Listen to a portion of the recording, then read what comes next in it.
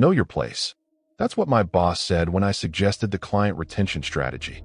The conference room fell silent. I could feel 20 pairs of eyes on me.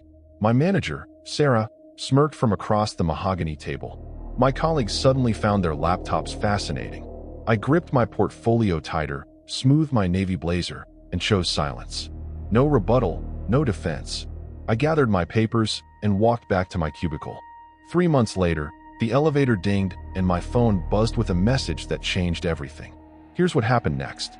The Chicago office was freezing that morning, the kind of cold that seeps through glass towers and settles in your bones. My boss Marcus had called an emergency team meeting for the Peterson Industries account, the kind of client that could make or break quarterly numbers.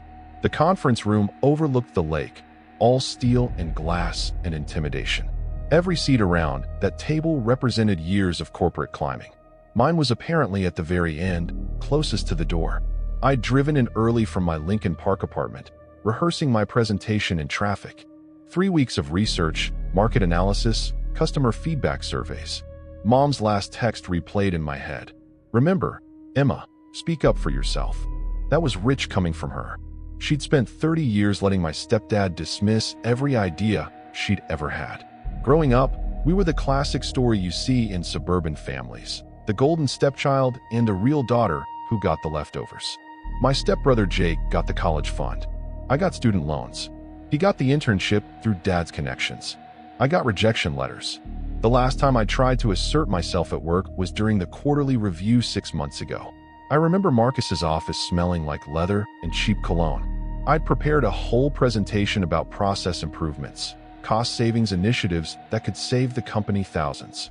Instead, Marcus leaned back in his chair and smiled like I was a child showing him finger paintings. Emma, stick to what you know. Leave the big picture stuff to management.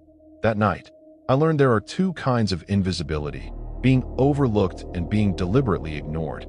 I thought about that conversation as I walked toward the conference room, heels clicking on marble.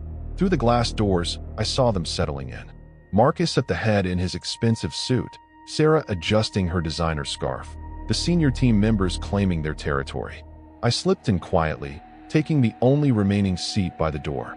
Marcus didn't acknowledge me when he started. We're bleeding clients, he announced. Peterson Industries is threatening to walk. We need solutions, not excuses. The room shifted uncomfortably.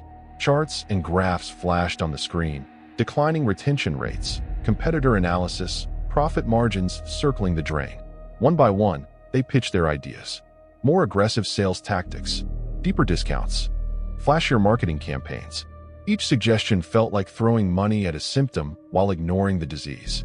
I'd spent weeks analyzing the actual client feedback, the exit interviews, the patterns everyone else seemed to miss. My hand went up slowly. Marcus's eyes found mine with visible irritation. Yes, Emma. My voice was steadier than I felt. I think we're approaching this backwards. The issue isn't attracting new clients. It's why existing ones leave. I've been analyzing the feedback data, and there's a clear pattern of communication breakdowns and unmet expectations. The room went quiet. Sarah's eyebrows shot up. A few people exchanged glances. Marcus's jaw tightened. And your solution is? I opened my portfolio, hands only slightly shaking. A comprehensive client retention strategy, regular check-ins, dedicated account liaison programs, and proactive issue resolution. The data shows companies with structured retention programs reduce churn by up to 40%. For a moment, nobody spoke. Then Marcus leaned forward, his voice dropping to that dangerous register I'd heard him use on underperforming sales reps. Emma, he said slowly, I appreciate your enthusiasm, but client strategy is handled by senior management. Your job is data entry and administrative support. He crept up my neck. I understand that, but the data clearly shows dash. The data, he interrupted, shows that you don't understand your role here. His smile was sharp enough to cut glass. Know your place. The words landed like a slap. Know your place. Like I was some medieval servant who'd forgotten to curtsy. The conference room felt smaller suddenly, the air thicker. Sarah was openly smirking now. Tom from accounting studied his coffee cup. Jennifer from HR looked uncomfortable but said nothing. I closed my portfolio slowly, the papers rustling too loud in the silence. Of course, I said quietly. My mistake. Marcus nodded, satisfied. Now, as I was saying, we need real solutions from people who understand the big picture. The meeting continued around me like I'd never spoken. My cheeks burned, but I kept my expression neutral, professional. 20 minutes later, when Marcus dismissed everyone, I gathered my things and walked back to my cubicle with as much dignity as I could manage. The afternoon dragged. Every email felt meaningless. Every spreadsheet looked the same. I kept replaying the moment, wondering what I could have said differently, how I could have made them listen. But deep down, I knew the truth. It wouldn't have mattered how brilliant my idea was. In their eyes, I was just the girl who answered phones and filed reports. That evening, I sat in my car in the parking garage, staring at my reflection in the rearview mirror. Still composed, maybe even professional, if you didn't look too closely at my eyes. I thought about calling Mom, but what was the point? She'd just tell me to keep my head down, be grateful for the job, not to rock the boat.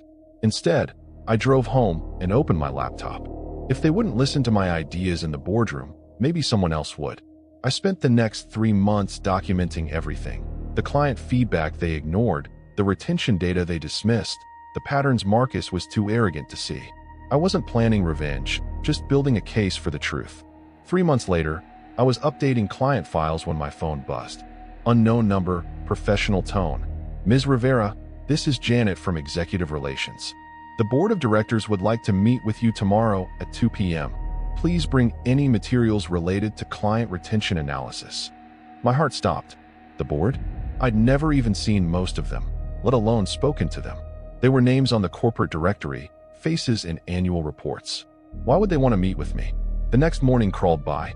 I pressed my best suit, printed fresh copies of my analysis, and tried to ignore the curious looks from my coworkers. Marcus was in meetings all morning, which somehow made everything worse. The not knowing, the waiting, the possibility that I'd somehow crossed a line I didn't even know existed. At 1:55 p.m., I took the elevator to the 35th floor. The executive boardroom was even more intimidating than Marcus's conference room.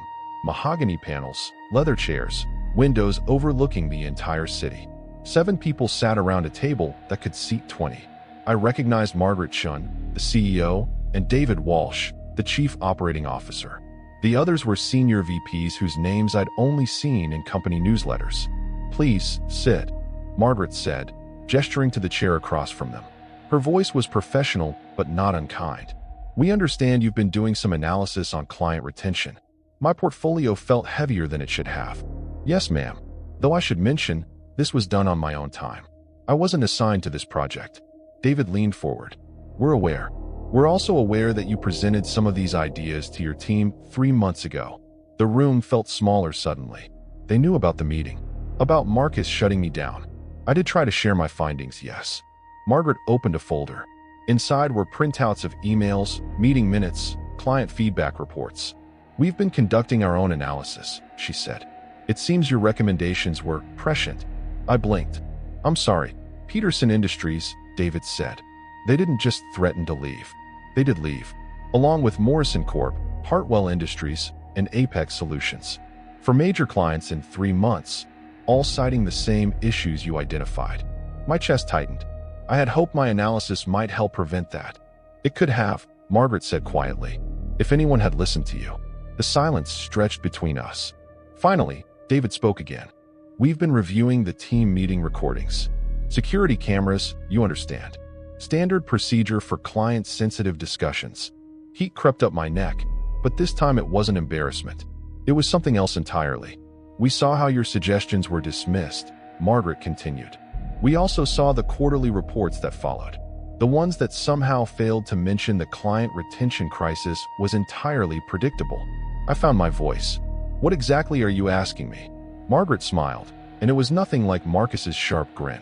It was genuine, almost proud. "We're not asking anything, Emma. We're offering. The client relations director position opened up this morning. It comes with a 30% salary increase, your own team, and direct reporting to the executive committee." The room spun slightly. "What about Marcus?" "Marcus," David said carefully, "has been reassigned to a role more suited to his management style. He'll be handling vendor relations from our satellite office in Peoria." I stared at them, processing. "You're promoting me?" "We're recognizing talent," Margaret said. Something that should have happened months ago. For the first time in 3 months, I felt my shoulders relax. I accept. The paperwork took an hour. HR processed everything with remarkable efficiency, like they'd been planning this for weeks. By 4 p.m., I had a new employee badge, a corner office on the 20th floor, and a team of 3 analysts who looked at me with something I hadn't seen before: respect. Walking past my old cubicle to collect my things felt surreal. My coworkers watched with barely concealed curiosity and whispered excitement. Sarah from the meeting wasn't at her desk. Apparently, she'd been reassigned as well. That evening, I called Mom from my new office, looking out at the city lights beginning to twinkle below. "You were right," I told her. "I should have spoken up for myself sooner." She laughed, the sound warm through the phone. Sometimes the right people are listening, even when it doesn't feel like it. 6 months later, our client retention rate hit an all-time high. The strategies I'd outlined in that humiliating conference room became company policy. The board cited our success in the annual shareholders meeting, and Marcus's name wasn't mentioned once. I kept the portfolio from that day, the analysis they dismissed, the solutions they ignored, the proof that being right isn't always enough. But sometimes, if you're patient, being right is everything. At my boss's team meeting, I was told to know my place. Today, I'm teaching others to know their worth. Same data, different audience. Back then it was ammunition for dismissal. Now it's the foundation of success. Sometimes the best revenge isn't getting even. It's getting promoted. They thought I'd always stay quiet, accepting whatever scraps they threw my way. But silence taught me to listen, and listening taught me to lead. If you've ever been dismissed by people who should have valued your ideas, remember this: the right opportunity is worth waiting for, and the right people will recognize your worth. Tell me, have you ever had your ideas dismissed only to be proven right later?